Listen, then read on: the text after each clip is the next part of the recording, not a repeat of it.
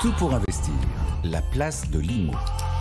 La place de l'IMO avec Marie Cœur de Roi. Bonjour chère Marie. Bonjour Lorraine, bonjour à tous. Nous ne sommes pas seuls. Notre éditorialiste nous a rejoint, Stéphane Descartiers. Bonjour Stéphane. Bonjour Lorraine, bonjour Marie, bonjour à tous. Éditorialiste parce que vous allez encore nous pousser un coup de gueule. Vous êtes le reste de la journée dirigeant de SD Conseil et Formation. Et avec vous, on va parler aujourd'hui fiscalité des loyers. C'est un appel à l'action que vous allez faire sur ce plateau, cher Stéphane.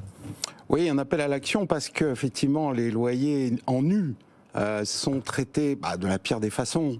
On atteint des niveaux stratosphériques, notamment depuis l'augmentation de la CSG, enfin des prélèvements sociaux, donc en 2018. Donc, qui sont passés à 17,2%, puisque les revenus fonciers, une fois qu'on a déduit ces charges, le cas échéant, ces intérêts d'emprunt, eh bien, ça vient dans votre revenu imposable global, donc ça va dépendre, votre imposition va dépendre de votre tranche marginale d'imposition, mais va supporter, vos revenus fonciers vont supporter votre tranche marginale d'imposition plus les prélèvements sociaux à 17,2, ce qui fait que même pour la première tranche d'imposition à 11%, donc vous êtes tout de suite à 11 plus 17,2, donc 28,2%, donc un petit peu en dessous de la flat tax.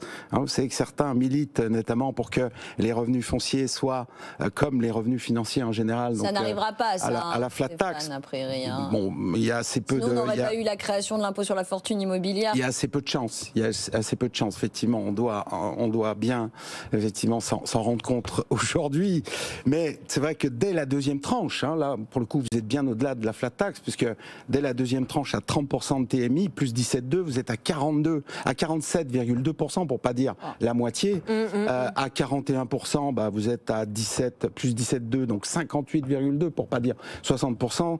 Et alors, on atteint des sommets avec la dernière tranche à 45 plus 17,2, on est à 62,2 plus la taxe foncière, qui est déductible, mais il en reste une partie. Et hors IFI. Plus l'IFI, le cas échéant. Non mais je vous interromps. Est-ce qu'on a une idée, parce que c'est vrai que le profil du propriétaire bailleur, il est difficile à faire. C'est-à-dire que dans l'imaginaire populaire, le propriétaire bailleur, c'est un multipropriétaire qui gagne très très bien sa vie. Enfin voilà.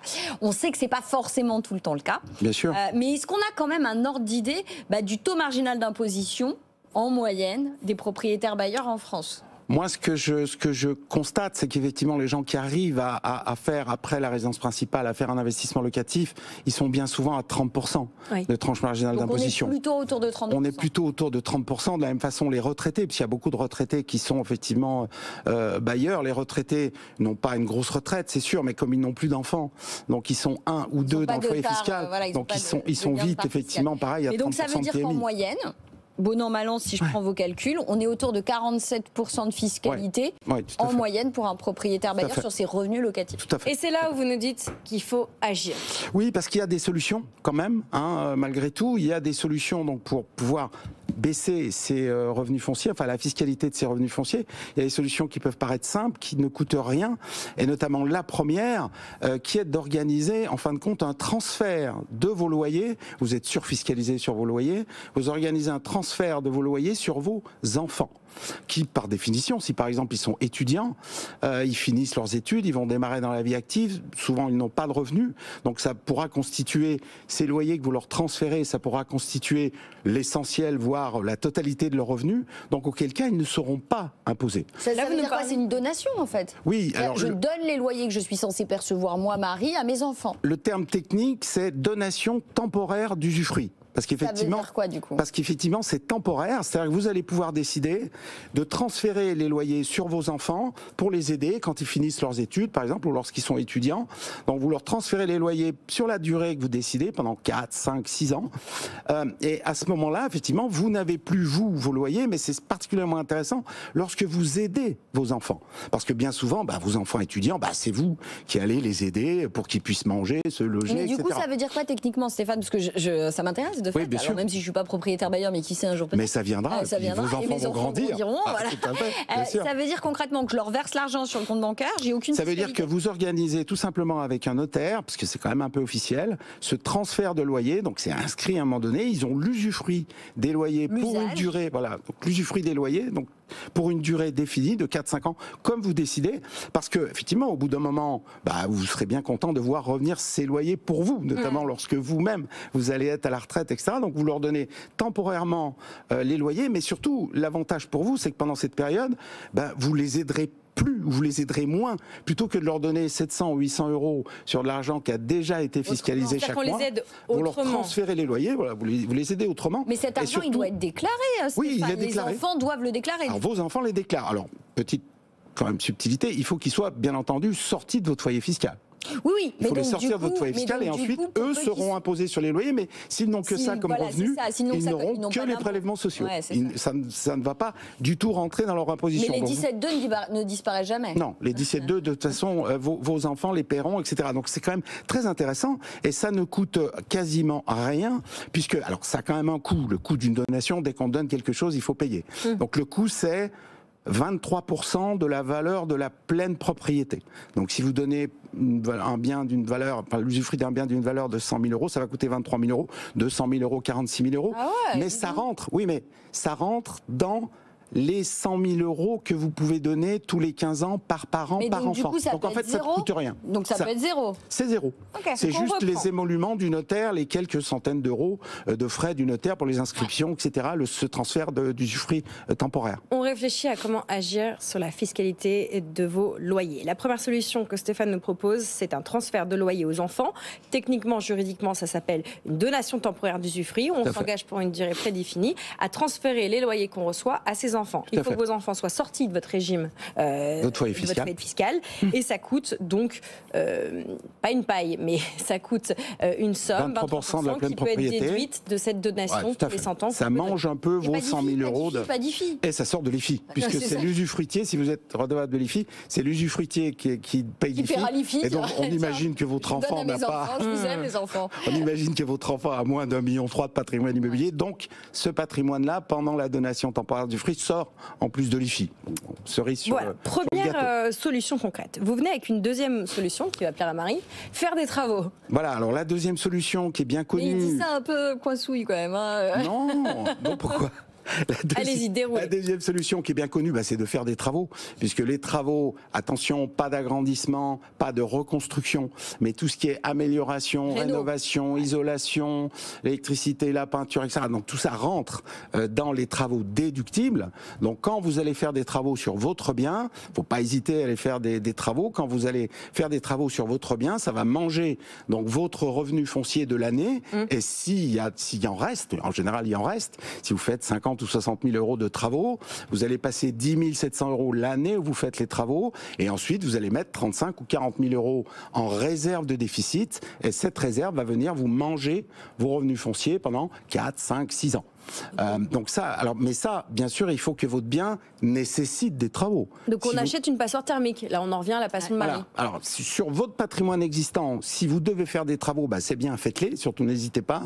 Et s'il n'y a pas de bien à faire sur le bien, de travaux à faire, sur le bien dont vous êtes propriétaire, vous pouvez aussi réaliser une nouvelle opération avec beaucoup de travaux, puisque cette deuxième opération va pouvoir venir manger les revenus fonciers de votre première opération, puisque les revenus fonciers se cumulent, se fusionnent, donc le déficit d'une nouvelle opération va pouvoir venir manger les revenus fonciers de votre première opération, et là il faut doser les travaux suivant le besoin en déficit que vous avez sur une longue période, puisque vous avez, quand vous faites des travaux, vous avez 10 ans pour imputer vos travaux restants sur vos revenus fonciers, donc c'est aussi une très bonne solution. Créer un déficit pour baisser la fiscalité, c'est intéressant, mais Marie, vous n'allez pas dire le contraire, gérer des travaux, c'est très chronophage. C'est très chronophage, mais de toute manière, c'est obligatoire maintenant. Donc du coup, on fait d'une pierre deux coups. Et puis en plus de ça, non mais pour le coup, les propriétaires bailleurs, ça fait partie des obligations. Au-delà de la fiscalité très lourde, ça fait partie de leurs nouvelles obligations. Donc ils doivent rénover. En plus de ça, ils ont aussi la possibilité d'avoir des aides. Ça, on le rappelle, MaPrimeRénov', quand ils ont reboosté, recalibré rééquilibrer MaPrimeRénov', changer, parce que c'était un crédit d'impôt auparavant, donc on a modifié un peu tout ce qui était le crédit d'impôt de transition énergétique fut un temps est devenu MaPrimeRénov', qui est accessible aussi et aux copros et aux propriétaires bailleurs. Et aux bailleurs. C'est important de le dire. Oui, tout à fait, tout à fait. Stéphane, vous ne partirez pas sans nous avoir donné une troisième piste pour que nous agissions pour baisser la fiscalité de l'immobilier. Racontez-nous. Alors la troisième piste, c'est effectivement de changer de régime. Je vais être très en colère là. Que vous êtes, attention, on y vient. Je vais me faire tenser par Marie encore. Alors, déroulez d'abord avant de faire tenser. Oui, ça va. Donc, troisième solution, donc, c'est de changer de régime. C'est-à-dire, vous êtes en location nue et vous allez pouvoir, effectivement, estimer que votre bien correspond aussi, attention, il faut que votre bien corresponde à une location meublée. Donc, vous avez un studio, vous avez un T2, vous dites, bon, là, je redonne 40%, 60% de mes loyers en impôts, CSG, prélèvements sociaux. Donc, je change de régime. Alors, à la faveur d'un changement de locataire, bien sûr. On ne peut pas, avec un locataire en place, lui dire, maintenant, c'est un bail meublé, etc. Ça ne fonctionne pas. Mais à la faveur d'un changement de locataire, vous meublez votre appartement et vous basculez en meublé.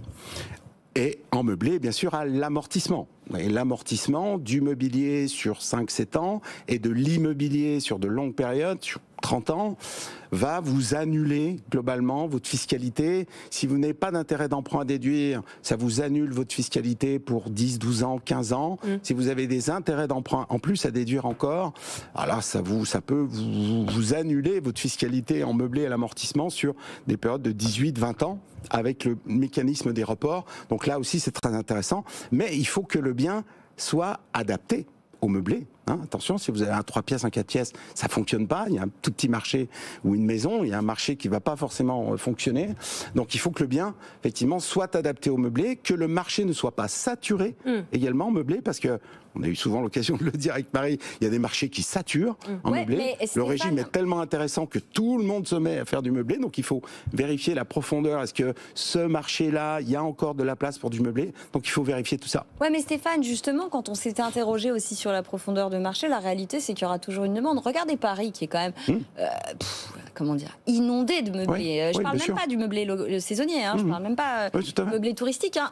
Il est inondé de meublés parce que effectivement, il y a des avantages donnant et trébuchants pour les propriétaires bailleurs.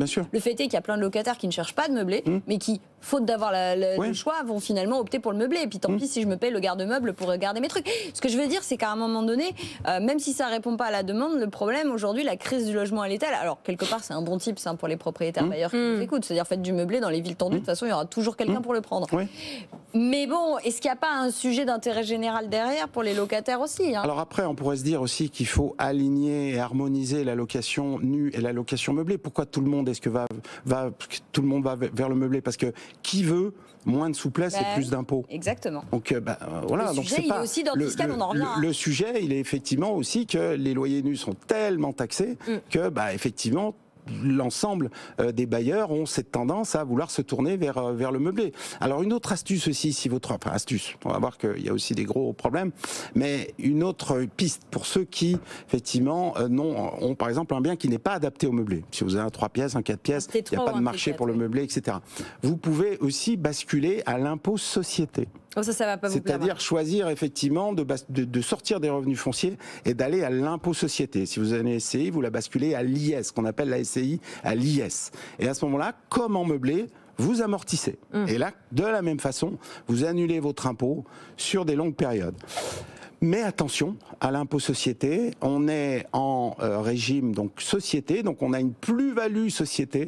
Donc, pour dire les choses clairement, on est massacré à la plus-value lorsqu'on veut vendre ce bien. Il faut être sûr de ne jamais vouloir. Et on ne peut pas changer en cours de route juste avant la revente. Non, ce serait trop facile. Donc il faut être sûr de jamais revendre, mais il y a deux choses de sûres dans la vie, la mort et les impôts, comme disait Benjamin Franklin. Donc parfois les gens me disent « Ah, mais moi, si j'avais gardé tous les biens dont je me suis dit, celui-là, je ne le revendrai jamais, je serais beaucoup plus riche qu'aujourd'hui. » Donc la vie n'est pas un long fleuve tranquille, il se passe toujours des choses qui n'étaient pas prévues. Donc attention à ça. Donc c'est intéressant. Alors si on est sûr de jamais revendre, il faut aussi faire attention de ne pas avoir d'enfants. Parce que si vous êtes sûr de vendre, vos enfants, 9 fois sur 10, ils vont vendre pour s'acheter leur résidence principale ou monter une affaire ou que sais-je. Donc la SCI à l'IS, c'est bien si vous n'avez pas d'enfants ou si vous n'aimez pas vos enfants. si vous voulez, en quelque sorte, les déshériter au profit de l'État. Donc ça fonctionne. Donc la SCI LIS, si on n'a pas d'enfants ou si on veut les déshériter au profit de l'État, c'est pas mal. Voilà, Stéphane Descartiers qui vous aide à agir sur la fiscalité de vos loyers dans tous les cas. Vous aimez vos enfants, eh bien vous transférez votre loyer à vos enfants avec une donation temporaire d'usufruit. Vous ne les aimez pas, mais vous voulez aussi alléger votre fiscalité.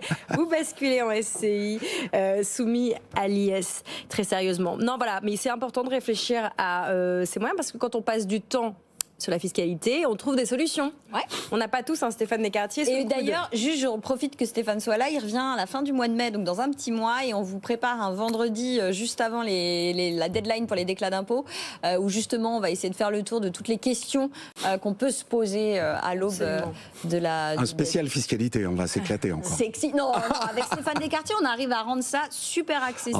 On essaye d'expliquer simplement des choses qui sont très compliquées. En fait. Et on sera avec Guillaume Erard du Figaro, donc ce sera forcément passionnant. On s'occupe de vos impôts dans Tout pour investir. L'équipe est mobilisée pour rendre cette période fiscale un peu moins ennuyeuse et surtout vous aider à mieux gérer votre argent parce que payer les impôts, c'est important pour faire tourner notre pays, mais payer la juste dose, c'est mieux.